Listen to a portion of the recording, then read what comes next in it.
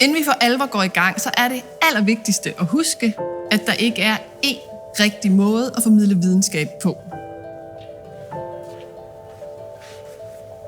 Jeg har oplevet super god formidling fra speedsnakkende forskere, hvor ordene bare vælter derud af, at det kører i et væk.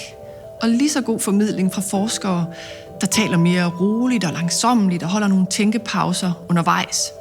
Nogle de fyrer jokes af hele tiden, andre er lige så gode formidlere ved at være alvorlige. Nogle er meget dramatiske, andre de er mere stille og rolige.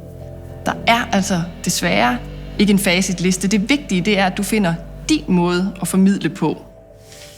Og jeg er selv landet i fælden et par gange, og især en gang husker jeg med gru. Jeg var inde i P3 i et radiointerview, og de tidligere interviews havde jeg jo hørt, og de var super sjove, så jeg tænkte også, at jeg skulle være super sjov. Men de var stand-up-komikere, og det er jeg ikke, så det blev bare virkelig kikset. Men det lærte mig en vigtig lektie, at jeg skal huske at være den jeg er, og formidle på den måde, der virker for mig.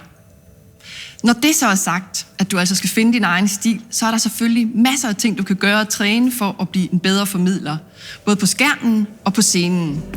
Du kan træne dit kropssprog. Du skal have styr på både din start og din slutning.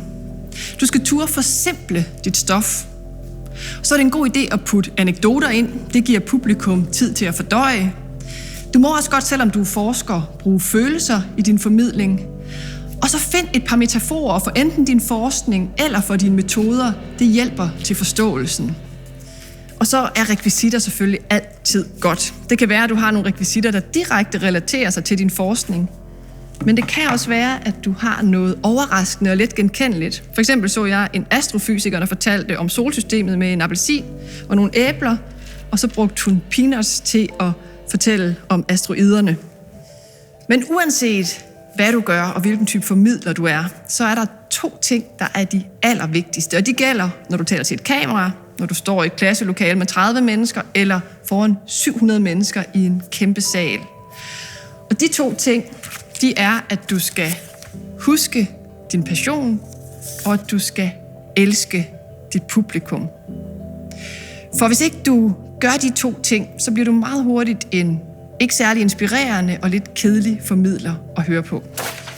Helt lavpraktisk, så kan du øve dig i at finde passionen til din forskning frem ved at lukke øjnene og lige minde dig selv om, hvorfor det er så vigtigt, det du laver.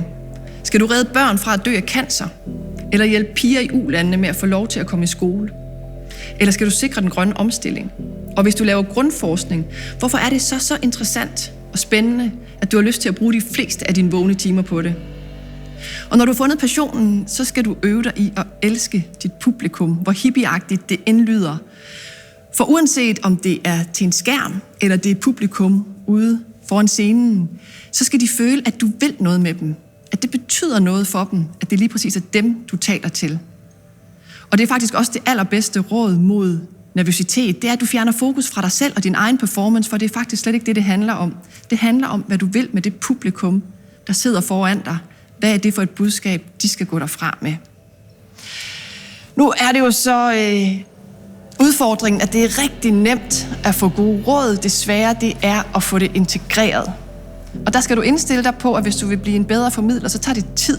Det tager tid at planlægge din formidling og finde de gode metaforer, finde rekvisitterne, træne dit oplæg.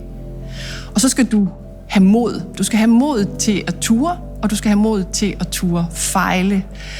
Jeg havde en veninde, der gik på friluftshøjskole i Norge og skulle lære at stå alpinski. Og de fik at vide, at de skulle falde mindst 1 gang på hver nedfart, ellers havde de ikke presset sig selv nok.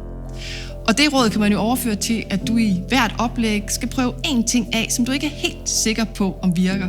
Det kan være, at det bare ikke dur, at det er ligesom at falde på pisten, men det kan også være, at det åbner helt nye perspektiver for dig og din formidling. Så husk at være modig.